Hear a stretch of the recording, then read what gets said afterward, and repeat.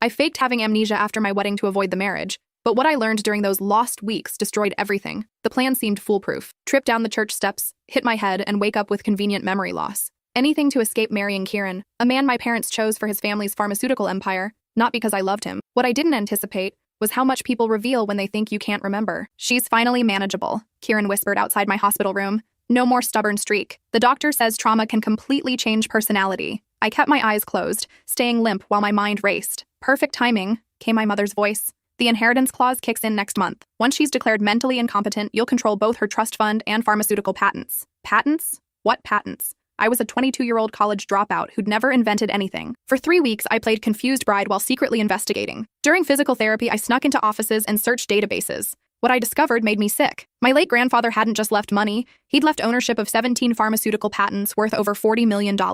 Patents that would revert to my parents if I was deemed unfit. The marriage wasn't about love, it was about stealing my inheritance. But the worst revelation came from Kieran's unlocked phone. Text messages dating back months showed detailed planning between him, my parents, and his family doctor, instructing him to gradually drug me with psychiatric medications before the wedding. The dizzy spells, the memory lapses, the anxiety attacks that made everyone worry about my mental health. None of it was natural. They'd been systematically poisoning me to build a case for incompetency. The lawyers confirmed everything, my father said during a private call. Once the neurologist signs off on permanent brain damage, we can have her committed. Kieran gets the patents, we get our cut, she disappears. That night, I made my move. While Kieran slept beside my bed, I photographed every message and found medication vials in his jacket. The next morning, I smiled brightly at my loving husband. Kieran, sweetheart, I remember everything now. His face drained of color. Everything, every conversation, every text about stealing my inheritance. Every pill you've been crushing into my food. I held up his phone and pressed play on a recorded conversation about my tragic accident. Kieran lunged for the device, but I was pressing the nurse call button. What have you done? He hissed.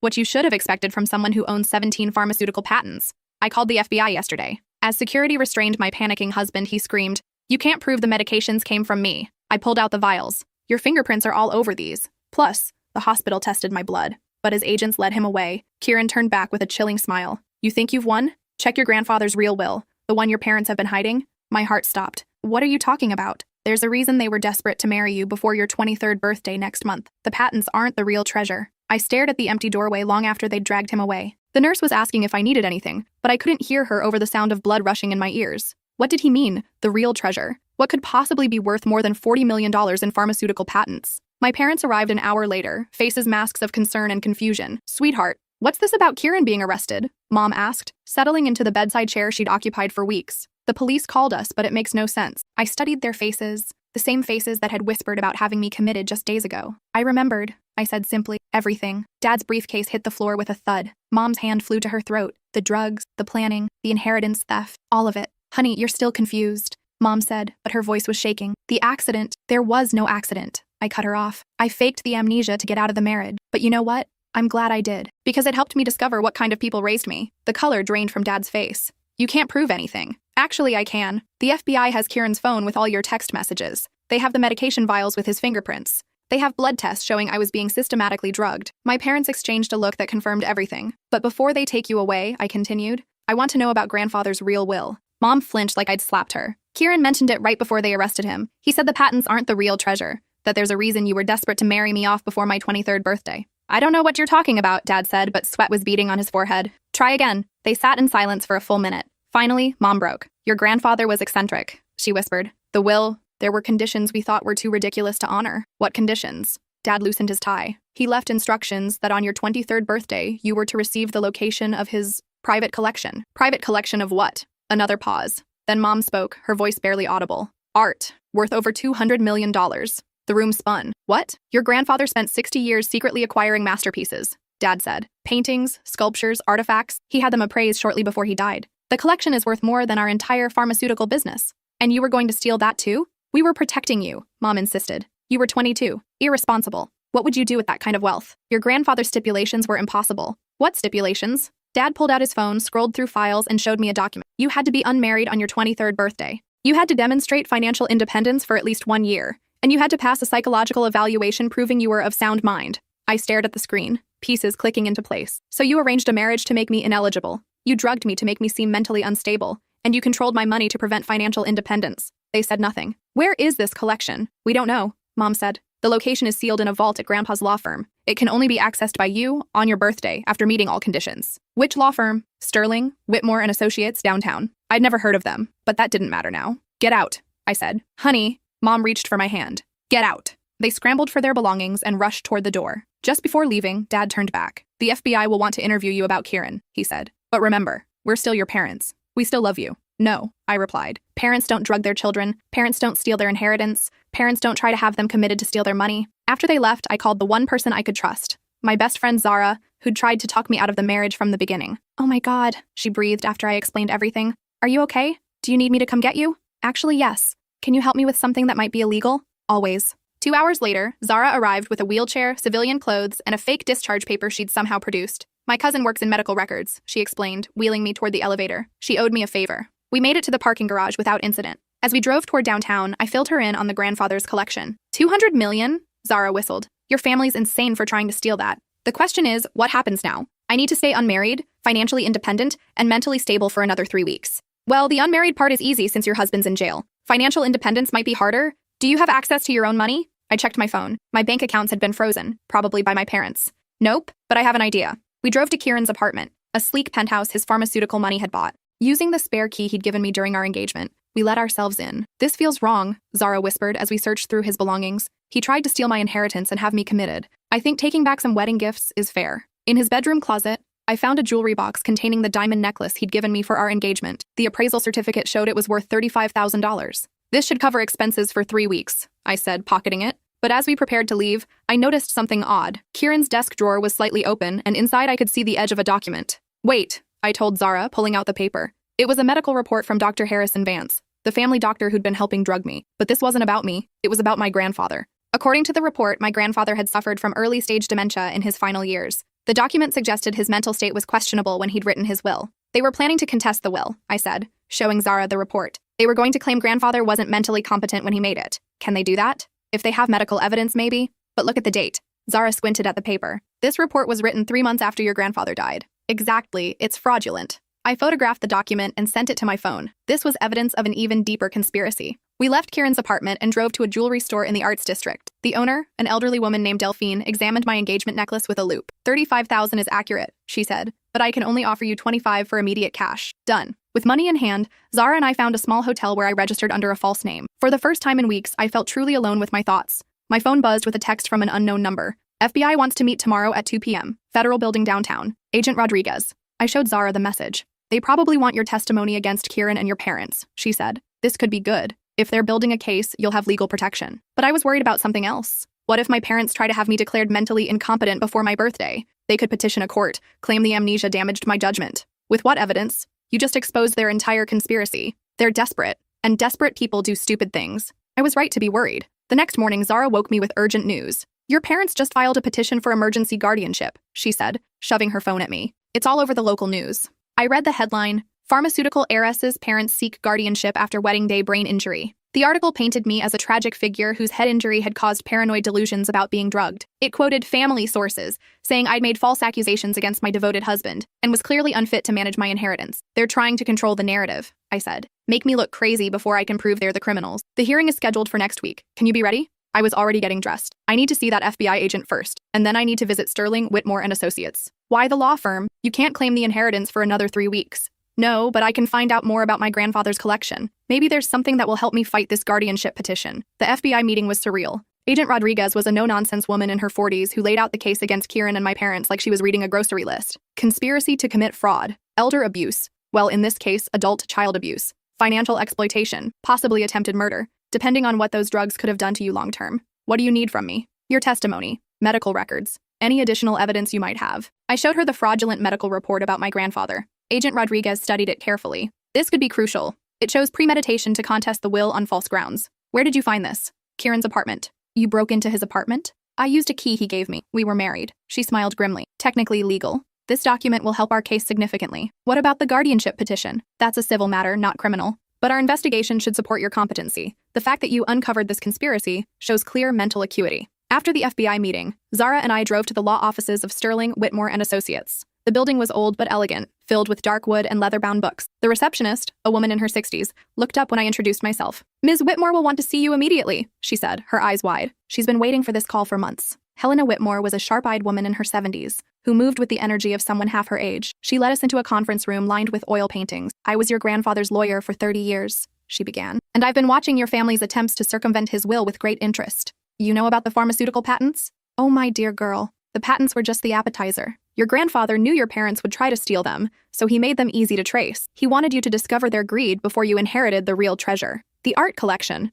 among other things." She pulled out a thick file. "Your grandfather was far more than a pharmaceutical entrepreneur. He was a collector, an investor, and most importantly, a planner." She opened the file and spread documents across the table. "The art collection is worth $200 million, as your parents discovered, but that's housed in a climate-controlled warehouse in Switzerland. What they don't know about is the wine collection worth $50 million, the rare book collection worth $30 million, or the technology patents he filed under various corporate names worth another $100 million. I felt dizzy. How much total? Approximately $400 million.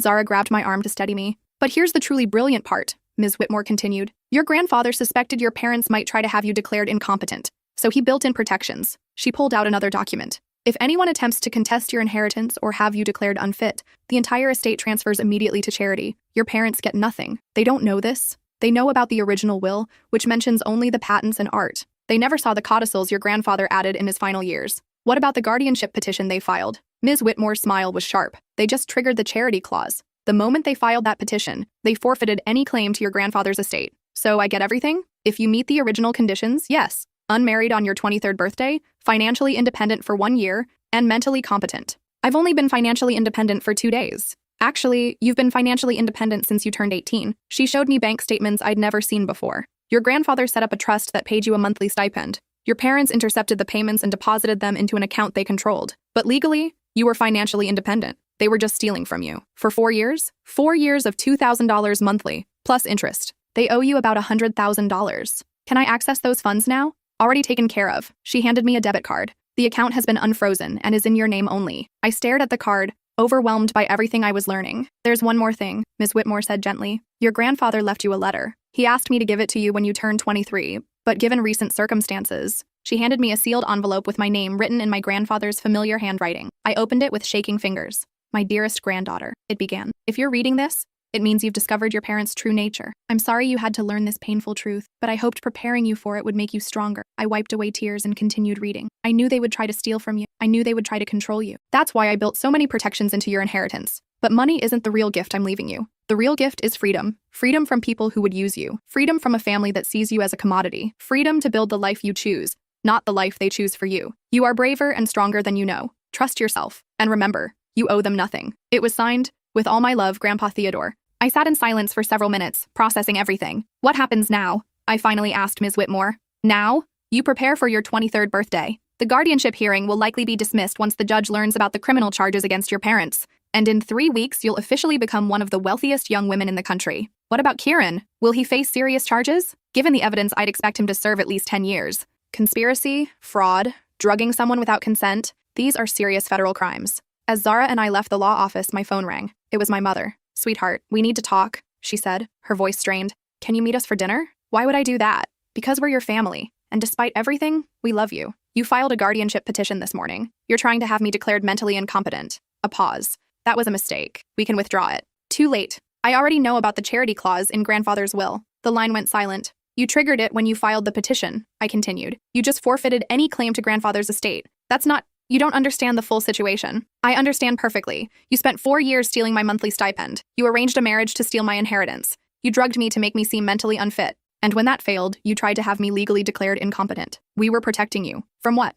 From financial security? From freedom? From happiness? From making mistakes with more money than you can handle. The only mistake I made was trusting you." I hung up. That evening, Zara and I celebrated at an expensive restaurant I could now afford thanks to my unfrozen trust fund. "So what's the plan for the next 3 weeks?" she asked over champagne. "Stay unmarried. Easy since Kieran's in jail. Stay financially independent. Also easy now. And prove I'm mentally competent. That last part might be tricky with the guardianship petition. Actually, I have an idea about that." The next morning, I hired the best lawyer in the city, Jonathan Fletcher, known for handling high-profile competency cases. He reviewed my situation with professional interest. "Your parents' petition is weak," he said after reviewing the documents. "They're claiming traumatic brain injury caused paranoid delusions, but you've just exposed an actual conspiracy with documented evidence. That's the opposite of delusions." "When's the hearing?" "Next Tuesday, but I don't think it will go to trial. Once the judge sees the FBI's evidence, he'll likely dismiss the petition outright. And if he doesn't, then we present testimony from the FBI agents. the hospital staff who witnessed your lucid behavior, and expert witnesses who can attest to your mental acuity. I left Fletcher's office feeling cautiously optimistic, but that afternoon, my confidence was shaken by an unexpected visitor. Dr. Harrison Vance, the family doctor who'd helped drug me, appeared at my hotel room door. "We need to talk," he said. I kept the chain lock engaged. "I have nothing to say to you, and you shouldn't be here. Your parents are desperate," he said through the gap. "They're planning something that will hurt you more than the drugs ever could." Despite my better judgment, I was curious. "What are you talking about?" "They found out about your grandfather's real estate holdings, properties worth millions that aren't mentioned in any of the wills." "What properties?" "A vineyard in Napa, a ranch in Montana, commercial buildings in 3 cities. Your grandfather kept them under corporate names to avoid taxes." "Why are you telling me this?" "Because I'm tired of being their accomplice, and because they're planning to forge documents showing these properties were transferred to them before his death." I stared at him through the crack in the door. "Why should I believe you?" "Because I have the original transfer documents. Your grandfather left them with me for safekeeping, along with instructions to give them to you on your 23rd birthday. He held up a manila envelope. "The properties are worth about $60 million total. Your parents don't know I have these documents. They think they're hidden in a safety deposit box they can't access." Against my better judgment, I unlocked the door. Dr. Vance looked older than I remembered, with deep lines around his eyes and graying hair. He seemed genuinely remorseful as he handed me the envelope. "Why did you help them drug me?" I asked. "Your father threatened to expose some mistakes I made years ago. Medical license violations that could have ruined me. I was weak. Those mistakes weren't accidents, were they?" He shook his head. "I falsified medical records for wealthy clients, covered up evidence of prescription drug abuse, things that could have sent people to prison. And now you're trying to make amends?" "I'm trying to do one right thing before this destroys us all. Your parents are planning to claim these properties were transferred to them months before your grandfather's death. They're paying someone to backdate the paperwork." I opened the envelope and found property deeds, corporate documents, and a letter from my grandfather explaining the holdings. "He suspected they would try something like this," Dr. Vance continued. "That's why he gave me the originals. He said if they ever tried to forge documents, I should give you the proof of their fraud. What's stopping me from turning you into the FBI for drugging me? Nothing. I expect you will, but at least this way I'll have helped you first." After he left, I called Agent Rodriguez and arranged to meet the next morning. I also called Jonathan Fletcher to update him on this new development. "This keeps getting more complex," Fletcher said, "but it also keeps making your case stronger. Every new piece of evidence shows you're competent and your parents are criminal." The FBI meeting was productive. Agent Rodriguez was particularly interested in the forged real estate documents Dr. Vance had warned about. "We'll investigate immediately," she said. "If they're planning to backdate transfers, we can catch them in the act." "What about Dr. Vance?" "He admitted to helping drug me. He'll face charges, but his cooperation will likely reduce his sentence. The bigger fish are your parents and Kieran." "Speaking of Kieran, has he said anything useful?" "He's been trying to plea bargain. Claims he was just following your parents' instructions and didn't understand the full scope of their plan." "Do you believe him?" "I think he was a willing participant who got greedy, but your parents were definitely the masterminds." That afternoon, I decided to visit the properties Dr. Vance had told me about. The first was a commercial building downtown that housed several restaurants and offices. The property manager, a friendly woman named Patricia, was surprised to see me. "You must be Theodore's granddaughter," she said. "You look just like him. Are you here about the transfer papers your parents filed?" My blood ran cold. "What transfer papers?" "They brought documents yesterday showing the building was transferred to them last year. Said they'd be taking over management starting next month." "Can I see those documents?" Patricia pulled out a folder. The papers looked official, but the dates were clearly wrong. My grandfather had been hospitalized during the time period they claimed he'd signed the transfer. "These are fraudulent," I told Patricia. "My grandfather was in intensive care on this date. He couldn't have signed anything. Should I contact the police?" "I'll handle it. But don't process any transfers until you hear from my lawyer." I visited the other properties and found similar situations. My parents had been busy filing fraudulent transfer documents at each location. That evening, they called again. "We know you've been visiting the properties," Dad said without preamble. "You mean the properties you're trying to steal with forged documents? Those transfers are legitimate." "Really? Because grandfather was in a medically induced coma on the date you claim he signed them." Silence. "Here's what's going to happen," I continued. "You're going to withdraw the guardianship petition. You're going to return every penny you stole from my trust fund. And you're going to turn yourselves in to the FBI. Or what? Or I release the evidence of your document forgery to the media along with everything else. You'll be facing decades in prison instead of a few years." "You're bluffing. Try me." I hung up and immediately sent copies of the forged documents to every major news outlet in the city, along with a detailed explanation of my parents' fraud. By morning, the story was front-page news. Pharmaceutical fortune family accused of massive inheritance fraud. The article detailed everything: the drugging, the fake marriage, the forged documents, the attempted theft of hundreds of millions in assets. My parents' photos were splashed across every website and newspaper. The backlash was swift. My father's pharmaceutical company's stock price plummeted. Business partners distanced themselves. Social connections evaporated. My phone rang constantly with interview requests, but I ignored them all. I had more important things to focus on. The guardianship hearing was scheduled for the next day, and I wanted to be prepared. That night, Zara helped me practice testimony and review evidence. We'd just ordered room service when someone knocked at the door. It was my younger brother Connor, whom I hadn't seen since the wedding. He looked exhausted and scared. "Can we talk?" he asked. I let him in, though I kept Zara close by. "Mom and Dad are losing their minds," he said without preamble. They've been fighting constantly, drinking heavily, and making increasingly desperate plans. What kind of plans? They want to claim you kidnapped me and that your mental illness is making you dangerous to family members. I stared at him. Are you serious? They asked me to lie in court tomorrow, to say you've threatened me and that I'm afraid of what you might do. And will you? Connor shook his head. I came here to warn you and to apologize. I knew something was wrong with how they were treating you, but I was too cowardly to speak up. You were 17. They're the adults. I should have protected you. I hugged my little brother, realizing how much I'd missed him during this ordeal.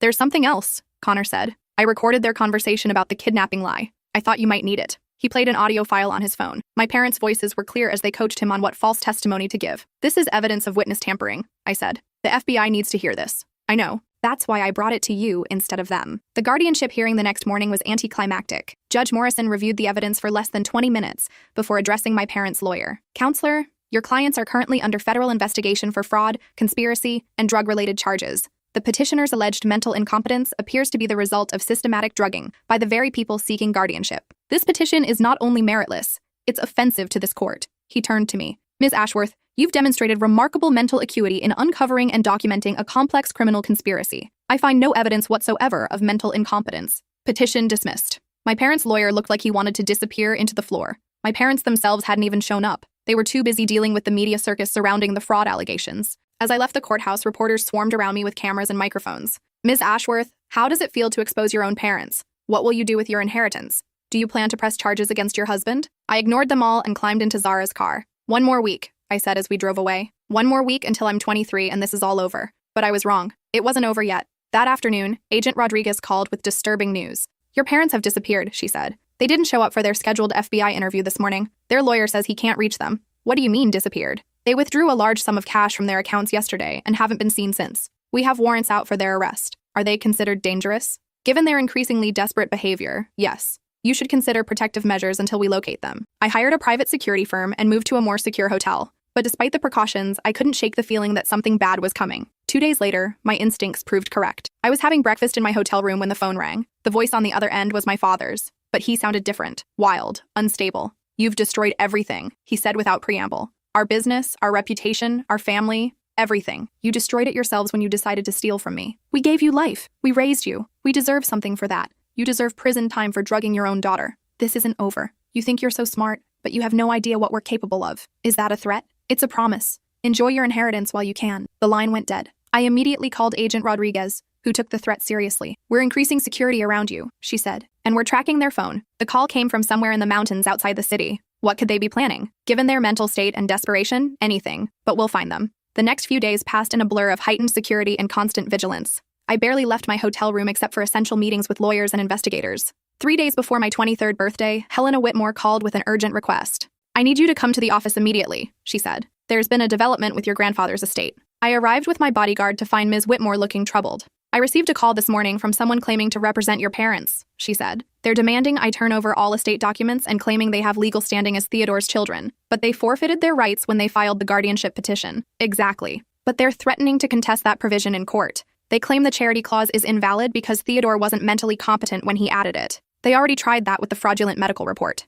This is different. They claim they have witnesses who saw him in a confused state when he was making final changes to his will. I sank into a chair. Can they actually overturn the charity clause? It would be difficult, but not impossible if they can produce credible witnesses. The problem is, a court challenge could tie up your inheritance for years, even if they ultimately lose. What do you recommend? We proceed with the original plan. On your 23rd birthday, you claim your inheritance. If they want to contest it, they'll have to do it from prison. 2 days before my birthday, the FBI finally located my parents. They were hiding in a remote cabin in the mountain, along with 2 men I didn't recognize. Corporate investigators, Agent Rodriguez explained. Your parents hired them to find evidence of your grandfather's alleged mental incompetence. Did they find anything? They found something, but I don't think it's what your parents were hoping for. She showed me photographs of documents discovered in the cabin. These are your grandfather's medical records from his final months. The real ones, not the fraudulent report Dr. Vance created. They show he was completely lucid and competent right up until his death. So they actually found evidence that contradicts their own claims? Exactly. They were so desperate to find something incriminating that they didn't bother to read what they'd found. What happens now?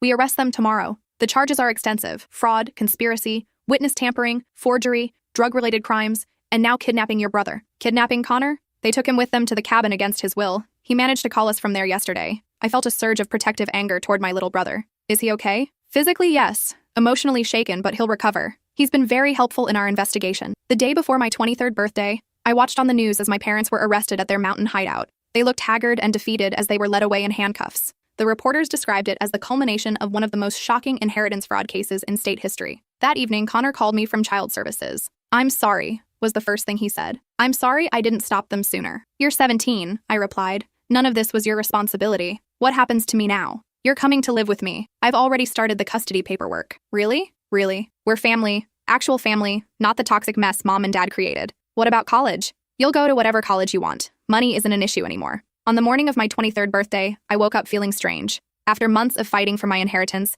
the actual moment felt almost anticlimactic. Zara arrived with coffee and pastries. "Happy birthday to the newest multimillionaire," she said, grinning. "It doesn't feel real yet. It will when you see the Swiss bank account numbers." At noon, I met Helena Whitmore at her office for the official transfer ceremony. She had prepared an elaborate spread of documents covering the art collection, real estate holdings, corporate assets, and financial accounts. "The total value has actually increased since our last assessment," she said. "The art has appreciated, and several of your grandfather's technology patents have been licensed for significant fees." "How much total?" $437 million. I sat in stunned silence. "There's one more thing," Ms. Whitmore said gently. "Your grandfather recorded a video message to be played on your 23rd birthday." She turned on a television screen, and suddenly my grandfather was there, sitting in his familiar study chair. He looked exactly as I remembered him. Kind eyes, gentle smile, perfectly pressed shirt. "My dear granddaughter," his recorded voice said. "If you're watching this, it means you've survived whatever schemes your parents devised to steal your inheritance. I'm proud of you for being stronger than they anticipated." Tears started flowing down my face. "I know this journey has been painful. Learning that your own parents would betray you for money is one of life's cruelest lessons. But I hope you'll see this inheritance not as compensation for their betrayal, but as freedom from ever having to depend on anyone who doesn't truly love you." He paused and seemed to look directly at me through the screen. "Money doesn't guarantee happiness, but it does guarantee choices. You can choose to travel the world or stay home. You can choose to start a business or pursue art. You can choose to help others or focus on yourself. Most importantly, you can choose who deserves your trust and love. Use this gift wisely, but don't let it burden you. Your worth isn't measured by what you own. It's measured by how you treat others and how true you stay to yourself. I love you more than you'll ever know. Now go live the life you choose,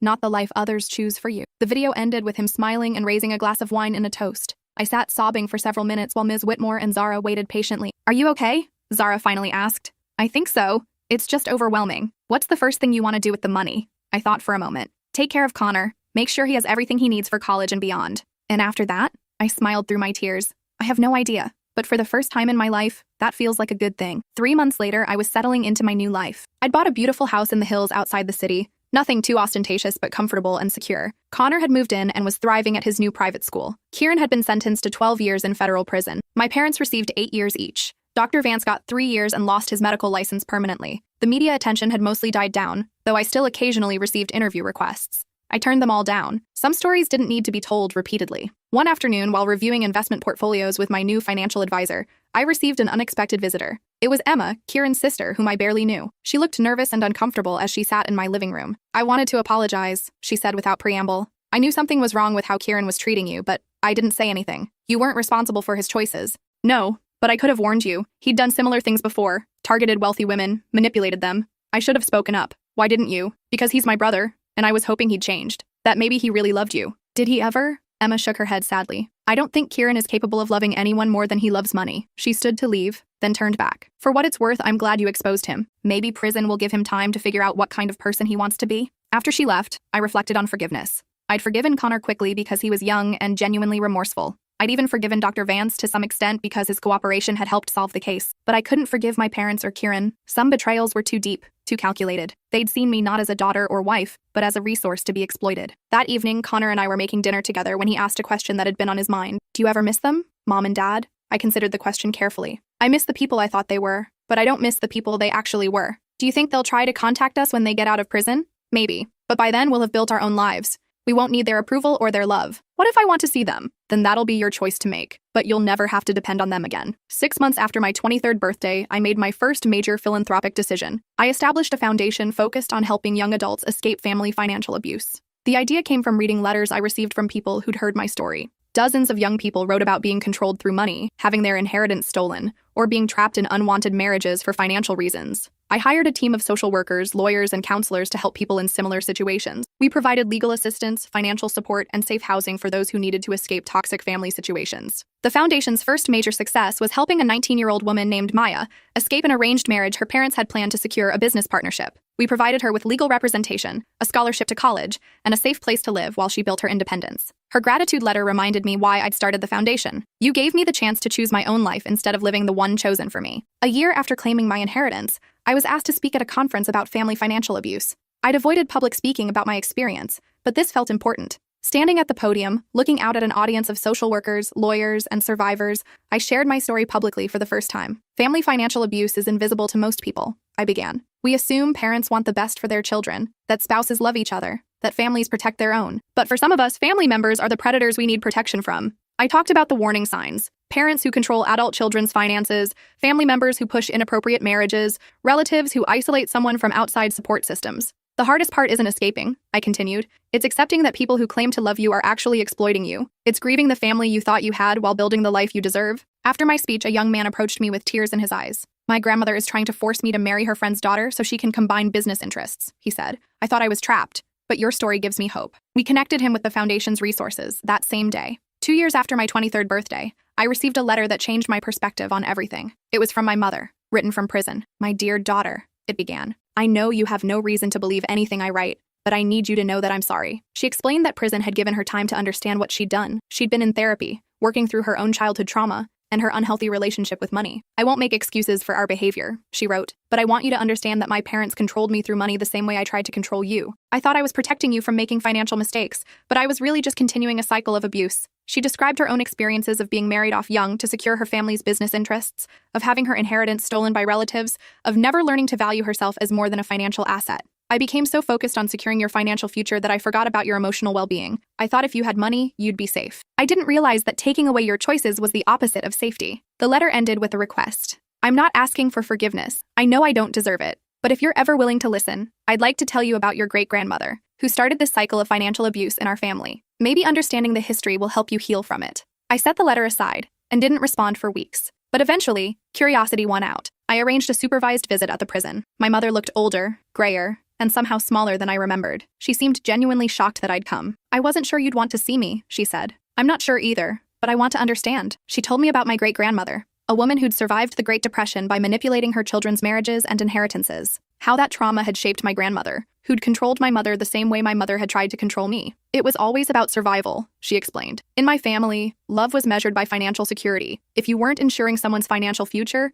you weren't really loving them, but you were destroying my future, not securing it. I see that now. But at the time, I genuinely believed I was protecting you from making the same mistakes I'd made. What mistakes? Trusting the wrong people, being too generous, not understanding the value of money. I shook my head. Those aren't mistakes. Those are human qualities. I know that now. We talked for 2 hours. I didn't forgive her. That would take much longer if it ever happened. But I began to understand her. Over the next year, I visited her several more times. Slowly, I started to see glimpses of the mother I'd thought I had as a child, before greed and fear had consumed her. During one visit, she asked about Connor. He's thriving, I said. He's at Stanford now, studying engineering. He wants to develop renewable energy technology. And he's happy. Very. He has friends, hobbies, a girlfriend he adores. He's living the life of a normal college student. Without financial pressure? Without any pressure. He knows the money is there if he needs it, but he's working part-time and living in regular dorms. He wants to earn his own way. My mother smiled sadly. That's what I should have wanted for both of you. 3 years after claiming my inheritance, I made a decision that surprised everyone. I got married. His name was David, and he was a public defender I'd met through the foundation. He had no money, no powerful connections,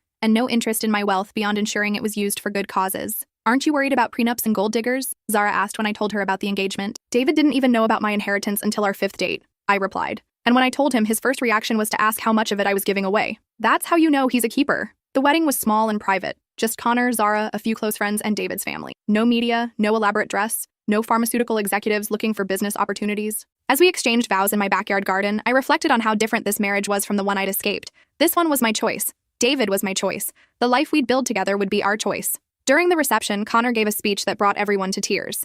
My sister taught me that family isn't about blood or money, he said. It's about people who support your dreams instead of trying to control them. People who celebrate your successes instead of trying to steal them. People who love you for who you are, not what you can give them. He raised his glass. To David and my sister, may your marriage be everything theirs wasn't. 4 years after claiming my inheritance, I received another letter from prison. This one was from my father. Unlike my mother's letter, his was not apologetic. It was bitter, accusatory, and filled with justifications for his behavior. He blamed me for destroying the family business, claimed I was ungrateful for everything they'd provided, and suggested that I owed them compensation for raising me. "You have more money than you could spend in 10 lifetimes," he wrote. "The least you could do is help your parents who gave you life." I showed the letter to my therapist, Dr. Sarah Kim, whom I'd been seeing regularly since claiming my inheritance. "How does reading this make you feel?" she asked. "Sad. Not for him, but for the relationship we never had. He still sees me as a resource, not as his daughter. Do you want to respond?" "No. There's nothing I could say that would make him understand what he did wrong. He's not interested in accountability, just in getting access to my money again. And you're okay with that?" "I'm okay with protecting myself from it."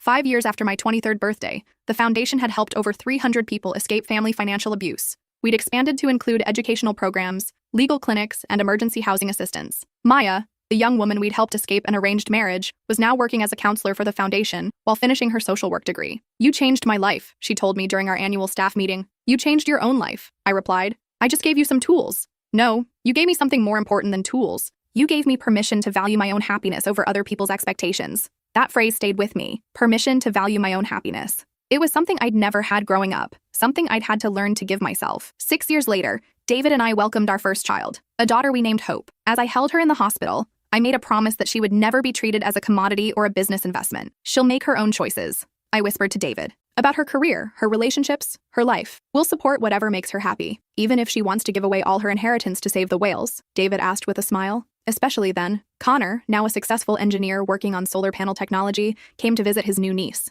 He'd graduated from Stanford debt-free and was living in his own apartment, completely financially independent. "She's beautiful," he said, holding Hope carefully, "and lucky. She'll grow up knowing she's valued for who she is, not what she owns." That's the plan. Think Mom and Dad will ever get to meet her? It was a question I'd been considering. My mother would be eligible for parole in 2 years. My father wouldn't get out for another 4. Maybe Mom, eventually, if she continues making progress in therapy. But not Dad. Some risks aren't worth taking. 7 years after claiming my inheritance, I received news that Dr. Vance had died of a heart attack while serving his prison sentence. I felt conflicted about his death, anger for what he'd done to me, but also sadness for a man who'd clearly struggled with his conscience. His daughter contacted me to arrange a meeting. She wanted to apologize for her father's actions and to return something he'd asked her to give me. We met at a coffee shop downtown. She was a physician herself, working in pediatric oncology. "My father was consumed by guilt in his final years," she told me. "He knew what he'd done to you was unforgivable, but he wanted you to have this." She handed me a small wooden box. Inside was a locket that had belonged to my grandmother, my grandfather's first wife, who died when my mother was young. He said your grandfather had given it to him for safekeeping, with instructions to pass it to you someday. He never found the right opportunity, but he didn't want it to be lost. The locket contained a photo of my grandmother and a small note from my granddaughter, who I hope will be braver than I was. I wore the locket to Hope's first birthday party, feeling connected to a grandmother I'd never known, but who'd apparently understood the importance of courage. 8 years after my 23rd birthday, my mother was granted parole. She called to ask if she could see me and meet her granddaughter. I agreed to one supervised meeting at the foundation's offices, with Connor present. She looked frail and older than her years, but her eyes were different, clearer, more genuine than I remembered. "I don't expect forgiveness," she said immediately. "I just wanted to see that you're happy." "I am happy." "And Connor? Successful, independent, and happy too." She nodded, tears in her eyes. "That's all I really wanted for both of you. I just went about it in the most destructive way possible." She asked to see a photo of Hope, and I showed her several on my phone. "She's beautiful. Does she know about me?" "She knows she has a grandmother who made serious mistakes, but is trying to make amends. When she's older, I'll let her decide if she wants a relationship with you. That's more than I deserve." It's not about what you deserve. It's about giving Hope the choice to know her family history and decide what role, if any, you play in her life. We met a few more times over the following months. My mother was clearly working hard to understand and atone for her actions.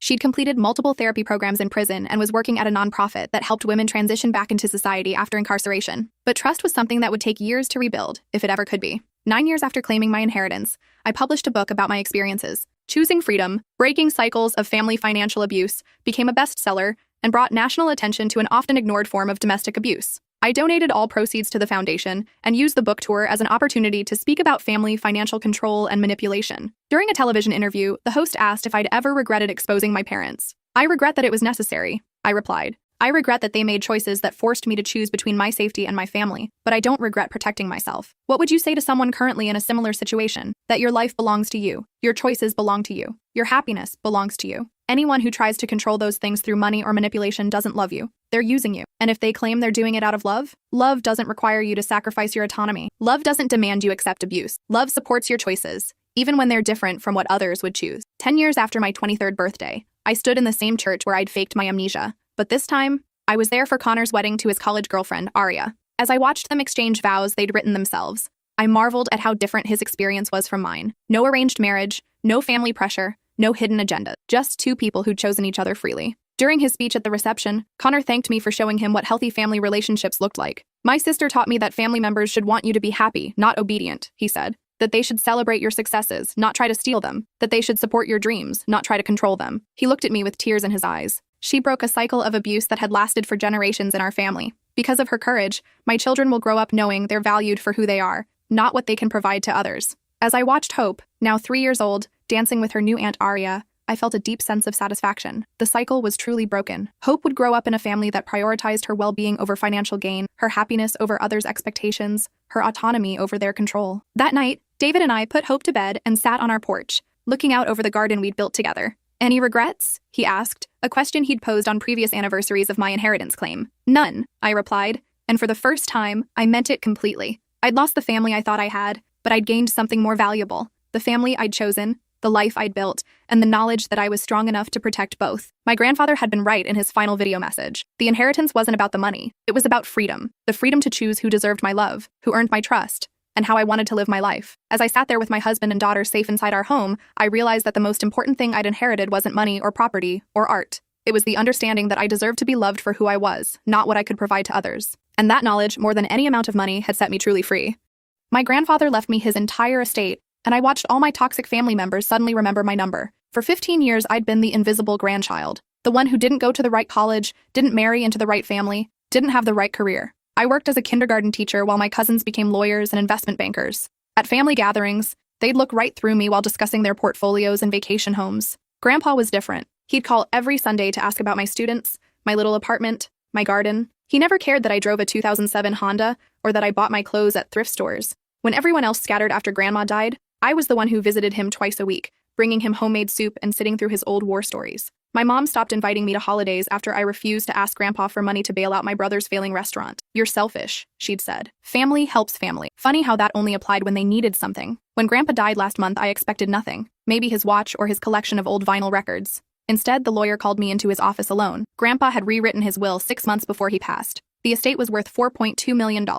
The house, the investments, the beach property he'd inherited from his parents. All of it came to me. My phone started ringing within hours of the reading. My mom called first, crying about how much she missed me, how she'd been so wrong to push me away. Dad texted suggesting we have dinner to catch up, something we hadn't done since 2019. My brother, who'd blocked my number after I wouldn't ask Grandpa for that loan, suddenly had photos of us as kids he wanted to share. Remember how close we used to be? My cousin Whitney, who once told me at Thanksgiving that I was wasting my education, invited me to her daughter's birthday party. My aunt started commenting on every social media post I'd made in the past 3 years, even the ones about my cat. They were so transparent it was almost funny. Almost. What wasn't funny was finding out my uncle had already contacted 3 different lawyers trying to contest the will, or that my mom had been telling everyone Grandpa wasn't in his right mind when he made those changes. She'd even dug up medical records trying to prove dementia. The estate lawyer called yesterday with news. My family had banded together, pooling resources for a legal challenge. They'd found some distant cousin, a geriatric psychiatrist, willing to provide an expert opinion that Grandpa had been unduly influenced by me. They were claiming I'd manipulated a dying man, isolated him from his real family, and coerced him into changing his will. They had signed statements from family members I hadn't seen in years, all swearing they'd witnessed my controlling behavior. I sat in my classroom after school, looking at the lawyer's email, and realized something. The inheritance didn't just give me money, it gave me evidence. 15 years of ignored calls, declined invitations, and documented dismissals. Every email I'd sent trying to coordinate family visits for Grandpa that went unanswered. Every birthday card I'd mailed him that he'd saved with little notes about how no one else remembered. Grandpa had kept everything, including a video he'd recorded 3 weeks before he died, explaining exactly why he'd made his choice. I couldn't fit what happens next in this short video. Watch the rest down below. The video was 47 minutes long. Grandpa had recorded it on his iPad, sitting in his favorite leather chair with the afternoon light streaming through the window behind him. His voice was clear and strong, nothing like the frail testimony my family was trying to paint. The estate lawyer, Theodore Brennan, had scheduled an emergency viewing for the following Monday. Just me, him, and the stenographer who'd transcribe every word for the court record. I called in sick to work. It wasn't a lie. My stomach had been in knots since the legal papers arrived. 23 family members had signed onto the lawsuit, people I hadn't seen since childhood. Second cousins I couldn't pick out of a lineup, all of them suddenly very concerned about Grandpa's mental state in his final months. Theodore's office was downtown in one of those old buildings with marble floors and wood paneling that screamed expensive. He was maybe 60, gray at the temples, with kind eyes that had probably seen every family drama imaginable. Before we start, he said, gesturing to the leather chairs across from his desk, I want you to understand what we're dealing with. Your family has filed a formal petition to invalidate the will, based on undue influence and lack of testamentary capacity. They've submitted 17 affidavits, and hired Dr. Vernon Castellano to provide expert testimony, the distant cousin who's a psychiatrist. He's more than distant. He's your mother's second cousin, twice removed. They met exactly once, at a funeral in 1987. Theodore opened a folder. Dr. Castellano has provided a sworn statement claiming that based on medical records and family testimony, your grandfather showed signs of cognitive decline consistent with early-stage dementia. My hands clenched. Grandpa was sharp as a tack. He did the crossword every morning. He managed his own investments. He could quote entire poems from memory. I believe you. The video will help prove that. Theodore pulled out his laptop. But I need to warn you, this is going to be difficult to watch. Your grandfather was very explicit about his reasons. He names names. He gives specific examples. It's not going to be comfortable. I straightened my shoulders. I can handle it. Theodore pressed play. Grandpa's face filled the screen. He looked tired, but determined. Behind him, I could see the bookshelf with all his war memorabilia and the framed photo of Grandma from their wedding day. My name is Robert Henry Whitmore, Grandpa began. I am 79 years old. Today is March 14th, 2024. I am of sound mind and body, and I'm recording this video to explain my final wishes regarding my estate, because I know damn well what's going to happen when I'm gone. Even on the recording, his voice carried that authority he'd had when he was still a colonel, the kind of voice that made you sit up straight. I'm leaving everything to my granddaughter. Everything. And I want to explain exactly why, so there's no confusion, no misunderstanding, and no room for my family to twist the truth after I'm dead. Grandpa adjusted his glasses. Let me start with my daughter, my only child. I raised her alone after my wife died. Worked 2 jobs to send her to college, paid for her wedding, helped with the down payment on her first house. And for the past 15 years, she's called me maybe twice a year, Christmas and my birthday, if I was lucky. When her son needed money for his failing restaurant, she sent my granddaughter to manipulate me into writing a check. When I said no, she stopped calling altogether for 8 months. My throat tightened. I remembered that fight, the screaming match at Thanksgiving when Mom had accused me of turning Grandpa against the family. Then there's my son-in-law, Grandpa continued. Nice enough fellow when he wants something. He borrowed $40,000 from me in 2015 to invest in some cryptocurrency scheme, never paid back a cent. When I asked about it last Christmas, he told me to stop living in the past. That was the last time I saw him. The video went on. Grandpa detailed every slight, every missed visit, every broken promise. He talked about my brother who'd only shown up when he needed money, about my uncle who'd tried to convince him to sell the beach house and split the proceeds, about Whitney who'd told him at Grandpa's 75th birthday party that she was too busy to visit, but had time to go to Aruba 3 times that year. And then there's my granddaughter, Grandpa said, and his entire face softened. She came every Tuesday and Friday like clockwork. She brought me soup when I had the flu. She sat with me at the oncologist when I had that cancer scare, took notes, asked questions the doctors needed to hear. She never asked for money, never even hinted at the inheritance. She just showed up. On the screen, Grandpa pulled out a stack of papers. These are birthday cards, 15 years worth, 1 every year. She never forgot, not once. And look at what she writes. He opened one, squinting at my handwriting. This one's from 2019. Dear Grandpa, I hope this year brings you joy and good health. Thank you for teaching me that success isn't about money. It's about showing up for the people you love. You've always shown up for me. She was making $34,000 a year teaching kindergarten, and she was thanking me. I had to look away from the screen. Theodore quietly pushed a box of tissues across the desk. My family will say I was manipulated, Grandpa continued. They'll say she isolated me from them, but the truth is, they isolated themselves. They chose their vacations and their careers and their social calendars over spending time with an old man. She chose differently. She chose to show up. And that's why she gets everything. Grandpa leaned forward, staring directly into the camera. If anyone contests this will, know this. I kept records. Every unanswered phone call, every canceled visit, every time someone asked for money but couldn't be bothered to ask how I was doing. My granddaughter has access to all of it. And if you try to take what I've given her, she has my permission to burn your reputations to the ground. The video ended. The office was silent except for the quiet hum of the air conditioning. That's powerful testimony, Theodore finally said. Your grandfather clearly had capacity. He's articulate, specific, and his reasoning is sound. This will be very difficult for your family to overcome. What happens now? We file this with the court as evidence. We also submit all the documentation your grandfather kept. Phone records, emails, the birthday cards, everything that corroborates his version of events. Theodore closed his laptop. I'll be honest with you. Cases like this usually settle out of court. Once your family sees what we have, they'll likely withdraw their petition. And if they don't, then we go to trial. We put your grandfather's video in front of a judge. We call witnesses. We document every instance of neglect and opportunism. Theodore's expression was grim. It won't be pretty. These things never are. But based on what I've seen, you'll win. I left Theodore's office with a USB drive containing the video and a thick folder of documentation. The afternoon sun was too bright. Everything felt surreal. I sat in my car for 20 minutes just breathing before I could drive home. My phone rang as I pulled into my apartment complex. Mom. I let it go to voicemail. She called back immediately. And again. And again. On the 5th call, I answered. We need to talk, she said. No hello. no pretense of warmth, just straight to business now that the mask had dropped. I'm listening. This legal challenge isn't personal. We just want what's fair. Dad wasn't himself at the end, you know that. The medication affected his judgment. He wasn't on any medication that affects cognition. I have his complete medical file. Silence. Then, you've always been difficult. Ever since you were little. Dad spoiled you, made you think you were special, but you're not. You're a kindergarten teacher living in a one-bedroom apartment. You have no idea how to manage an estate this size. Let us help you. We'll split everything fairly, and everyone can move on. Fairly? You mean I give you millions of dollars and we all pretend the last 15 years didn't happen? Don't be dramatic. We're family. You blocked my number, Mom. For 2 years. I found out Dad had his gallbladder out from a Facebook post. That's not family. I was hurt. You refused to help your brother when he needed you. When we needed you. Grandpa said no. I was just the messenger, and you punished me for it. Oh, here we go. Poor little victim. You always did this, made everything about you. Her voice was rising now. That sharp edge she got when she wasn't getting her way. We're not dropping this lawsuit. We have proof Dad was influenced. We have witnesses. You think you're so smart with your little documents, but we've been preparing too. Dr. Castellano's report is damning. By the time we're done, everyone will know exactly what kind of person you are. The kind who showed up, I said quietly. That's what kind of person I am. I'm the kind of person who showed up. I hung up. My hands were shaking. I'd never talked to my mother like that. Growing up, she'd had this way of making me feel small, like my opinions and feelings were inconveniences she had to tolerate. Standing up to her felt both terrifying and exhilarating. The next morning, I met with Theodore again. He'd received the official response to our evidence submission. My family's lawyers had doubled down. They weren't withdrawing anything. They'd added 2 more psychiatrists to their witness list and filed a motion to exclude Grandpa's video on the grounds that it was made under my influence. They're claiming you were there when it was recorded, Theodore explained, that you coached him on what to say. I didn't even know the video existed until after he died. I know.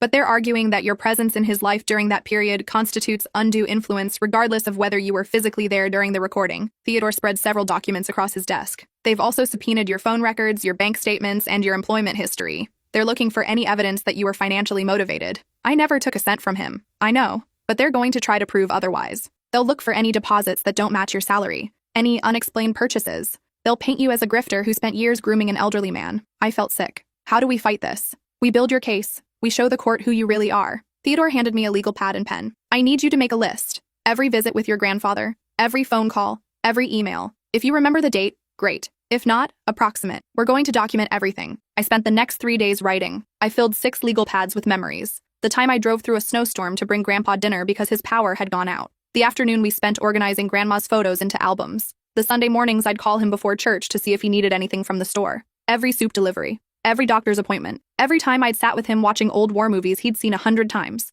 Theodore also had me contact character witnesses. Other teachers at my school. Parents of my students. My landlord. The woman at the coffee shop where Grandpa and I had breakfast every other Saturday. Anyone who could testify to my character and my relationship with Grandpa. The deposition started 2 weeks later. My family's lawyers had rented conference rooms in a downtown law firm, all glass and steel and intimidation. They deposed me for 6 hours. 2 attorneys, a stenographer, and a video camera recording every word. They asked about every visit to Grandpa's house, every conversation, every email. They wanted to know why I'd never mentioned the inheritance, why Grandpa had changed his will, whether I'd suggested it, whether I'd known about it. They asked about my finances, my debts, my student loans. They asked if I resented my family's success, if I'd been jealous of my cousins, if I'd manipulated an old man out of revenge. I answered every question honestly. Yes, I'd visited frequently. No, I'd never discussed the inheritance. No, I hadn't known about the will change. Yes, I had student loans. No, I'd never asked Grandpa for money. Yes, my family had excluded me. No, I hadn't done this for revenge. I'd done it because I loved him. By hour 5, I was exhausted. The lawyers were asking the same questions in different ways, trying to trip me up, trying to find inconsistencies. But there weren't any. The truth was simple. I'd shown up. They hadn't. Theodore called that night. You did great. You were consistent, believable, and you didn't let them rattle you. But I need to warn you about tomorrow. They're deposing your mother. What does that mean for us? It means she's going to testify about why she believes your grandfather lacked capacity. She's going to talk about signs of dementia she allegedly witnessed. She's going to paint herself as a concerned daughter who was kept away from her father by a manipulative grandchild. Theodore paused. It's going to be ugly. Are you sure you want to be there? You have the right to attend, but you don't have to. I'm going to be there. Mom's deposition was in the same conference room. She arrived in designer clothes, her hair freshly done, looking every inch the grieving daughter. She even had a tissue ready, though I never saw her use it. My brother and uncle sat in chairs along the wall. Moral support, I supposed. They glared at me when I walked in. Theodore started with basic questions. Mom's relationship with Grandpa, how often she visited, when she last saw him. Her answers were careful, measured. She'd visited regularly, she claimed, every few weeks. She'd noticed changes in his behavior, confusion, memory lapses, mood swings. She'd been concerned, but Grandpa had refused to see a doctor. I'd been defensive when she'd tried to discuss it, she said. Accused her of looking for problems. It was masterful fiction. Theodore let her talk, taking notes, his expression neutral. Then he opened his folder. Mrs. Richardson, you stated you visited your father every few weeks. Is that correct? Yes. And when was the last time you visited him before he died? I believe it was mid-February. February of this year? Yes. Your father died on March 28th, so you saw him approximately 6 weeks before his death? Yes, roughly. Theodore pulled out a document. This is the visitor log from your father's assisted living facility. Are you aware that all guests were required to sign in? Mom's face paled slightly. Yes. According to this log, your last visit was November 12th of last year, 5 months before his death. Would you like to revise your testimony? The room went dead silent. I watched Mom's composure crack. That can't be right. I visited him. I know I did. Maybe I didn't sign in. Maybe I forgot. The facility requires all visitors to sign in for security purposes. There are no exceptions. Theodore pulled out another document. These are your father's phone records. In the 6 months before his death, you called him 3 times. Each call lasted less than 5 minutes. Does that align with your definition of regular contact? I was busy. I had responsibilities. Work, family. Yet you found time for a 2-week vacation to Cabo San Lucas in February. Your Instagram posts are quite detailed. I watched my brother shift uncomfortably in his chair. Uncle was staring at the table. I needed a break, Mom snapped. Taking care of an elderly parent is stressful. You just testified you hadn't seen him in 5 months. How were you taking care of him? I was worried about him. That's stressful too. Theodore let that hang in the air. Mrs. Richardson, you've also testified that you witnessed signs of dementia. Can you describe those signs specifically? He would forget things, repeat himself, get confused about dates. When did you witness this? During my visits. Your last visit was November 12th, over 4 months before he changed his will. Are you testifying that he showed signs of dementia that early?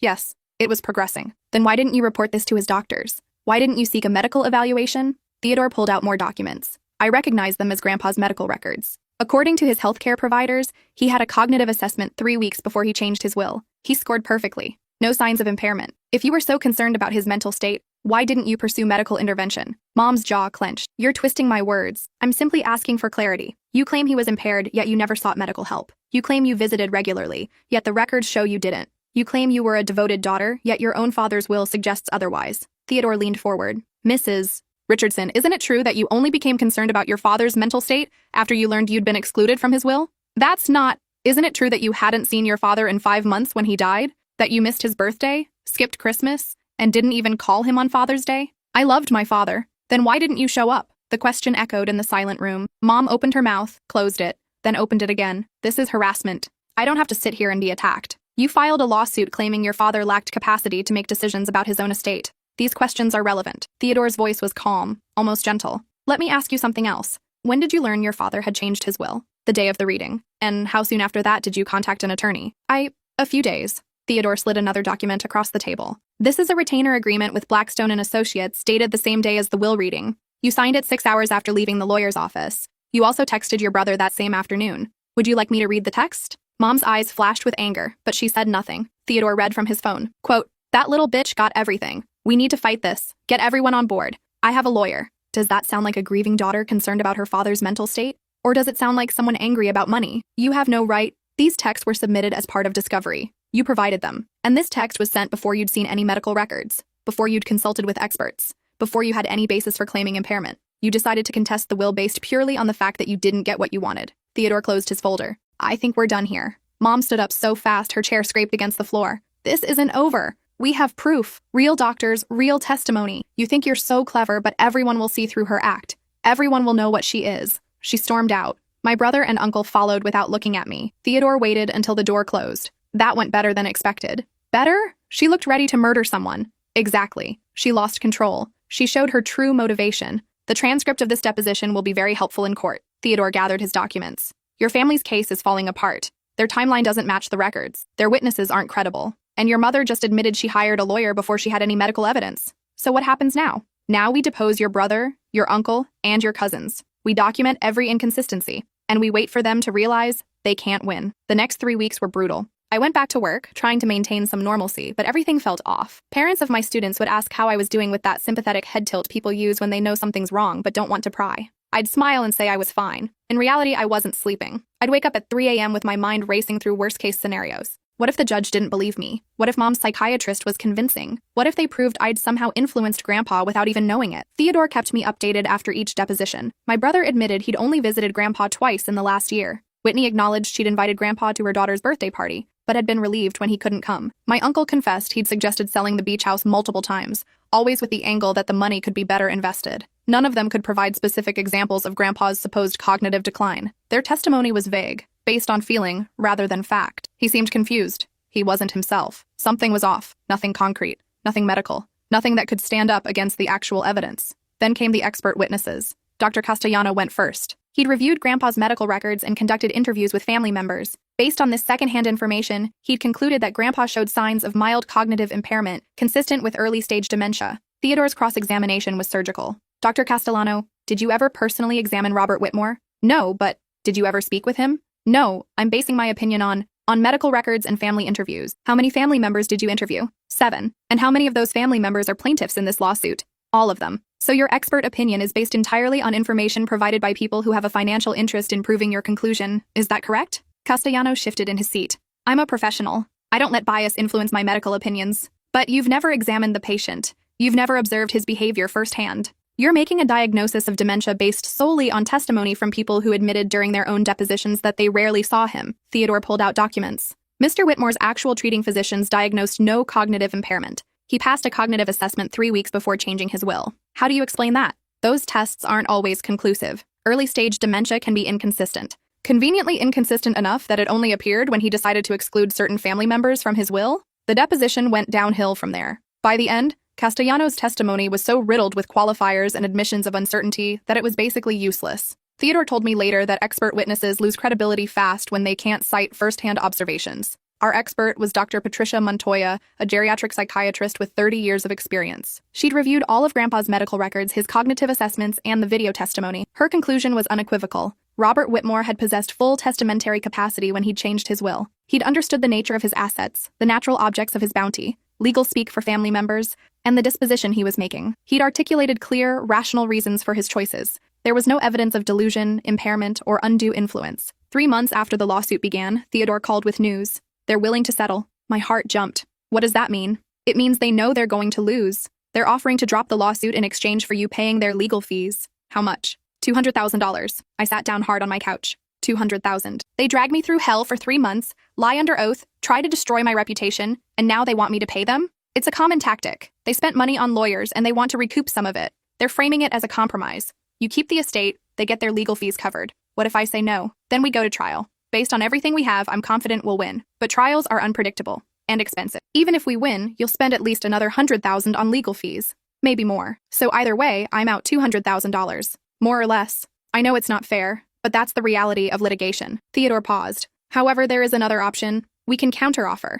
Make them an ultimatum. They drop the lawsuit with prejudice, meaning they can never refile, and you won't pursue sanctions or sue them for malicious prosecution. They get nothing, but they don't risk losing in court and having their reputations destroyed. Would they go for that? I think they might. Your mother's deposition was a disaster. Dr. Castellano's testimony was worthless. They don't have a case and they know it. The question is whether their egos will let them walk away with nothing. I thought about it for a long time. $200,000 was a lot of money, but it was also the principle. They'd spent years ignoring Grandpa. They'd weaponized the legal system to punish me for having a relationship they couldn't be bothered to maintain. And now they wanted me to reward that behavior with money. Counter with nothing, I said. Tell them to drop everything or we go to trial and I'll make sure every detail of their neglect becomes public record. You're sure? I'm sure. Grandpa said I had his permission to burn their reputations to the ground. I'm not giving them a cent. Theodore delivered the counteroffer that afternoon. 2 days later, I got the response. The plaintiffs were rejecting the counter and would see me in court. They're bluffing, Theodore assured me. This is posturing. They're hoping you'll crack and offer them something. Don't. He was right. A week before the trial date,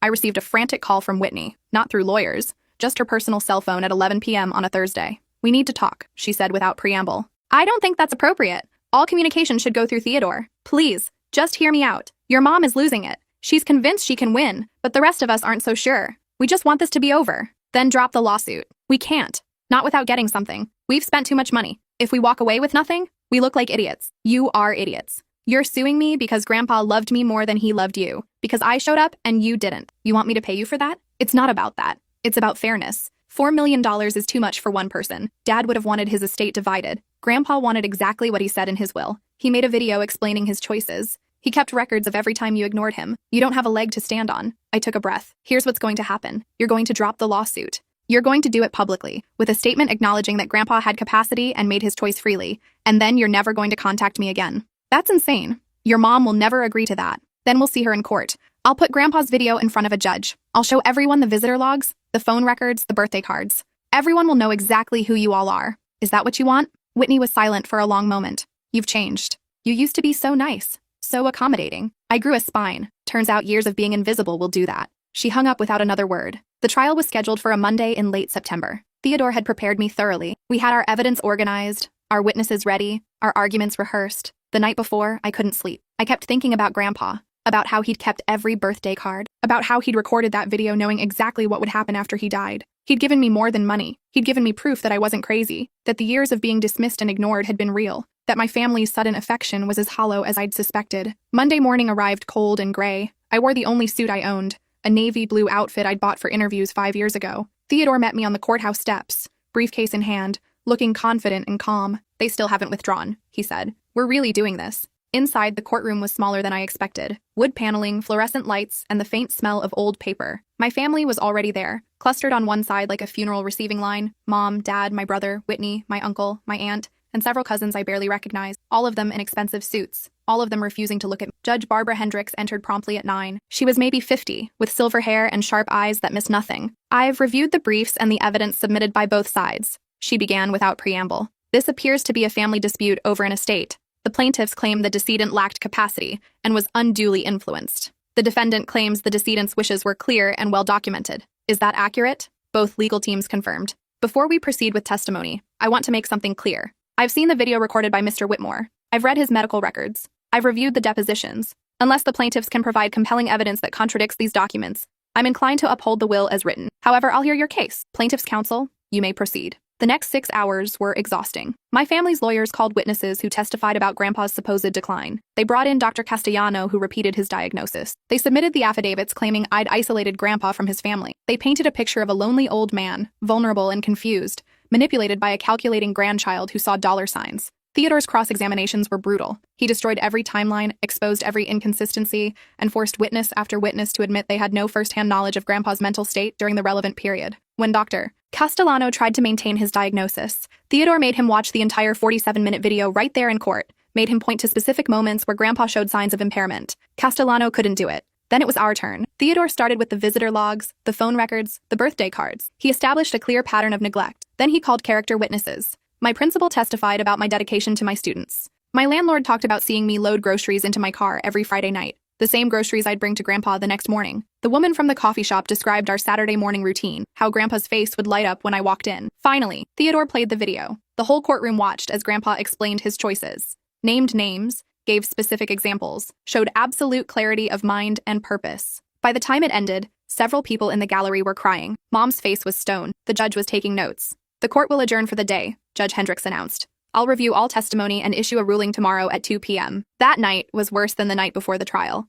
I kept replaying moments. Mom's face when the visitor logs were shown, Whitney squirming during her testimony, the judge's expression during Grandpa's video. Theodore told me not to worry, that we'd presented a strong case, but I couldn't shake the fear that somehow, despite everything, the judge would rule against me. Tuesday dragged. I tried to go to work but couldn't focus. I called in after lunch and drove to the courthouse early. Theodore was already there, reading through notes. How are you holding up? I'm terrified. Don't be. We won. We both know we won. He looked at his watch. But I won't relax until the judge says so. At exactly 2 p.m., Judge Hendricks returned. The courtroom rose. She settled into her chair, adjusted her glasses, and opened a folder. I've considered all the evidence presented in this case. The plaintiffs have argued that Robert Whitmore lacked testamentary capacity and was subject to undue influence by his granddaughter. The defendant has argued that Mr. Whitmore's wishes were clear, documented, and made with full capacity. After careful review, I find the plaintiff's case completely without merit. I felt my knees go weak. Theodore's hand steadied my elbow. Mr. Whitmore clearly possessed testamentary capacity when he changed his will. His video testimony demonstrates lucid thinking, clear memory, and rational decision-making. His medical records support this. The cognitive assessment performed 3 weeks before he changed his will shows no impairment whatsoever. The plaintiff's expert witness, Dr. Castellano, never examined Mr. Whitmore and based his opinion entirely on secondhand information from individuals with financial interests in this litigation. His testimony carries no weight. Judge Hendricks looked directly at my family. Furthermore, the evidence shows a pattern of neglect by the plaintiffs. Visitor logs, phone records, and documentary evidence all demonstrate that the plaintiffs had minimal contact with Mr. Whitmore in the years before his death, and even less in the final months of his life. In contrast, the defendant maintained consistent, documented contact. She attended medical appointments, provided care, and showed genuine devotion. The judge's voice hardened. The claim of undue influence is particularly egregious. There is zero evidence that the defendant requested, suggested, or even knew about the will change before Mr. Whitmore's death. The plaintiffs have manufactured a narrative to explain away a painful truth. Their father and grandfather chose to disinherit them because they failed to maintain a relationship with him. This is not evidence of incapacity or influence. This is consequence. Mom made a small sound. I couldn't tell if it was a gasp or a sob. The will stands as written. The estate passes entirely to the defendant. Additionally, I'm awarding attorney's fees to the defendant. The plaintiffs filed this lawsuit in bad faith with no credible evidence for the sole purpose of overturning a will they found unfair. They will bear the cost of this litigation. Judge Hendricks closed her folder. One more thing. Mr. Whitmore's video testimony included a statement that if anyone contested his will, his granddaughter had permission to expose their behavior publicly. She has refrained from doing so throughout this proceeding. She's shown remarkable restraint. But I want to note for the record that everything discussed in this courtroom is now part of the public record. Anyone interested in this family's dynamics can access these documents. The plaintiffs might want to consider that before they attempt any appeals. The gavel came down. Case dismissed. The courtroom erupted in whispers. Theodore was shaking my hand, congratulating me, already talking about filing for fees. I couldn't process any of it. I just stared at my family as they gathered their things. Mom's face was red. Dad looked defeated. My brother wouldn't meet my eyes. Whitney was crying. One by one, they filed out of the courtroom without a word. In the hallway outside, I finally broke down. All the tension, all the fear, all the anger came pouring out. Theodore let me cry, handed me tissues, and waited patiently until I could speak again. What happens now? I finally asked. Now, we file for attorney's fees. Based on the judge's ruling, we'll likely recover most of your legal expenses. The estate transfers to you officially, and your family has 30 days to file an appeal, though I doubt they will. That was a decisive ruling. And if they do appeal, we win again. The evidence is overwhelming, but honestly, I think they're done. This was expensive and humiliating. They're not going to prolong it. I drove home in a daze. My phone was buzzing constantly, but I ignored it. I needed silence. Needed to process what had just happened. I'd won. Grandpa's wishes were being honored. His estate was mine, and my family had been exposed for exactly what they were. That night, I sat in my apartment with a glass of wine I never drank, and finally listened to my voicemails. Most were from reporters who'd apparently been in the courtroom. A few were from distant relatives I didn't even know, congratulating me or offering to help manage the inheritance for a small fee. One was from Whitney. I wanted to say I'm sorry. Not for the lawsuit. I'm not ready to admit we were wrong, but I'm sorry it came to this. I'm sorry we couldn't just talk like family. I don't know if you'll ever forgive us, but I hope someday you can understand we thought we were doing the right thing. I deleted it. There was nothing to understand. They'd spent years proving I didn't matter. Then they'd spent months trying to punish me for being the only one who cared. Understanding didn't factor into it. The next few weeks were a blur of paperwork. Transfer documents, tax forms, estate management. Theodore connected me with a financial advisor who helped me understand what I was inheriting. Not just money, but property, investments, Grandpa's entire legacy. It was overwhelming. I took a leave of absence from teaching to handle everything. Moved out of my apartment and into Grandpa's house. It felt strange at first, living in those rooms where I'd spent so many afternoons. But also right, like I was finally where I belonged. 3 months after the trial, I hosted Thanksgiving at the house. Not a big production, just me and a few friends from work. We cooked together, laughed too loud, and made new memories in the old dining room where I'd once sat invisible. As I carved the turkey, I thought about Grandpa, about how he'd always saved the wishbone for me, about his terrible jokes and his war stories and the way he'd always asked about my students by name. "Thank you," I whispered to the empty air, for seeing me. The doorbell rang during dessert. I wasn't expecting anyone, but when I opened the door, my heart stopped. Mom stood on the porch, looking small and tired and older than I remembered. "I know I'm not welcome," she said before I could speak. "I know you have every right to slam this door in my face. But I needed to say something and I didn't trust myself to do it over the phone. I'm listening. I was wrong. About everything. About you, about Dad, about what mattered. I spent your whole life making you feel like you weren't enough, like you needed to be more successful, more impressive, more like your cousins. And then when Dad chose you, I couldn't handle it. I couldn't accept that the daughter I'd dismissed had been right all along." Tears streamed down her face. I watched that video in court, and I heard Dad say things I'd never heard him say. How proud he was of you, how much he looked forward to your visits, how you'd taken notes at his doctor appointments because you cared about every detail of his life. And I realized I didn't know any of that.